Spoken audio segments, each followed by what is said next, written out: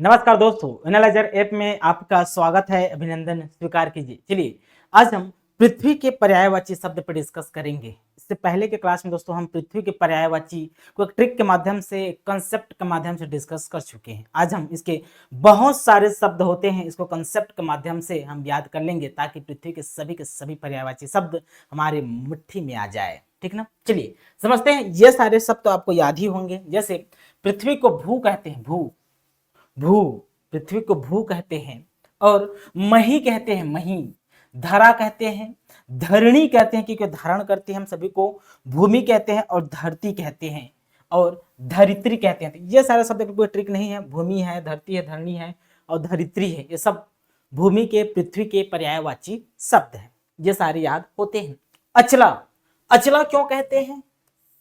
तो जो स्थिर है अपने जगह पर, इसमें देखो साइंस नहीं लगाना है, लॉजिक नहीं लगाना है। पुराने समय में शब्द क्रिएट हुआ तो पुराने समय के हिसाब से सोचना। कुछ समय किसी को पता नहीं था कि पृथ्वी अपने अक्ष पर घूर्णन गति करता है ना। तो पहले यही समझते थे कि स्थिर है, अचल है।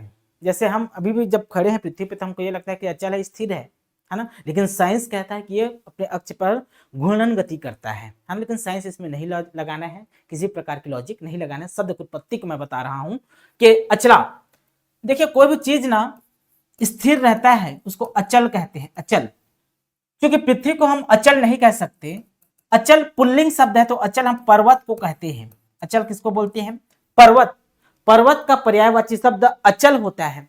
यदि मैं अचल में आ की मात्रा लगा दूं तो अचला हो जाएगा। अचला कर दूंगा तो क्या बन जाएगा? स्त्रीलिंग बन जाएगा। इसलिए पृथ्वी को हम अचला कहते हैं क्योंकि पृथ्वी हमारा स्त्रीलिंग शब्द है।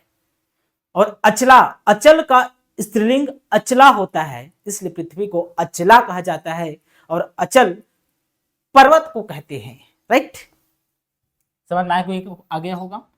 उर्वी, पृथ्वी उर्वर होने के कारण, उर्वर भूमि होने के कारण, उपजाऊ होने के कारण पृथ्वी को उर्वी भी कहा जाता है। तो पृथ्वी का पर्यायवाची शब्द उर्वी भी है। ठीक। मेदिनी, मेदिनी शब्द क्यों पड़ा होगा? मेदिनी नाम क्यों पड़ा होगा पृथ्वी का? तो दोस्तों पुरानी समय की बात है। मधु केतु नामक एक राक्षस हुआ करता था, मेद नामक राक्षस। ठीक, मेद राक्षस।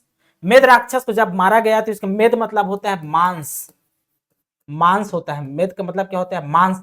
तो मेद नामक राक्षस का जो मांस पृथ्वी पर आकर गिरे थे, इसलिए पृथ्वी को मेदिनी कहा जाता है। पुराने समय का शब्द है, इसलिए पृथ्वी को मेदिनी कहा जाता है जी। ठीक ना। अवनी भी पृथ्वी को कहा जाता है। तो अवनी को कैसे याद रखेंगे? तो अवनी का विलोम, अवनी का विलोम अंबर होता है, आप सभी जानते हैं। अवनी का विलोम अंबर होता है। अंबर मतलब आकाश, अवनी मतलब धरती, पृथ्वी, ऐसे। लेकिन ओरिजिनल में अवनी नाम कैसे पड़ा होगा? तो कोण सुने होंगे, अवनयन कोण मैथ्स में।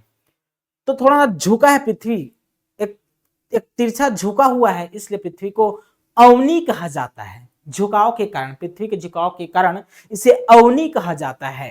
ठीक, तो अवनी भी कहते हैं।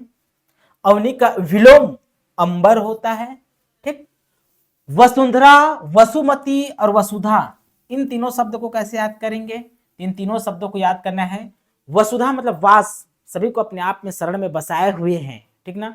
तो पृथ्वी है, सभी को अपने शरण में बसाए हुए हैं, बसाने का कार्य करती है, इसलिए वसुंधरा, वसुमती, वसुधा कहा जाता है। ठीक। क्षमा कहते हैं इसको, क्षमा, इसको क्षमा, लेकिन इसमें आधा अच्छा है क्षमा। पृथ्वी हमारी, धरती हमारी माता है जो सभी को क्षमा कर देती है। तो क्षमा करने की गुण है पृथ्वी के अंदर। इस गुण के कारण पृथ्वी को क्षमा भी कहा जाता है। तो क्षमा पृथ्वी की पर्यायवाची शब्द है। जगती, जगत क्यों नहीं कहते पृथ्वी को? पृथ्वी को हम जगती कहते हैं। जगत क्यों नहीं? जगत नहीं कहते, क्यों? क्योंकि जगत एक पुल्लिंग शब्द है। क्या है? पुल्लिंग शब्द है। जगत पुल्लिंग शब्द है और जगती स्त्रीलिंग है। क्या है?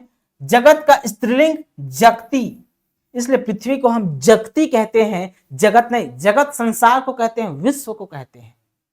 जगत पुल्लिंग शब्द होता है और इसका स्त्रीलिंग जगती होता है, और जगती हम पृथ्वी को कहते हैं। ठीक है जी।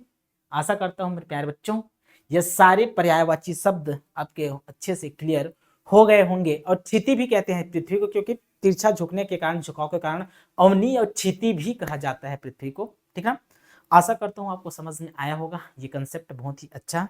कल फिर मिलेंगे दोस्तों पर्वत के पर्यायवाची के साथ। अभी के लिए बहुत बहुत धन्यवाद। Thank you.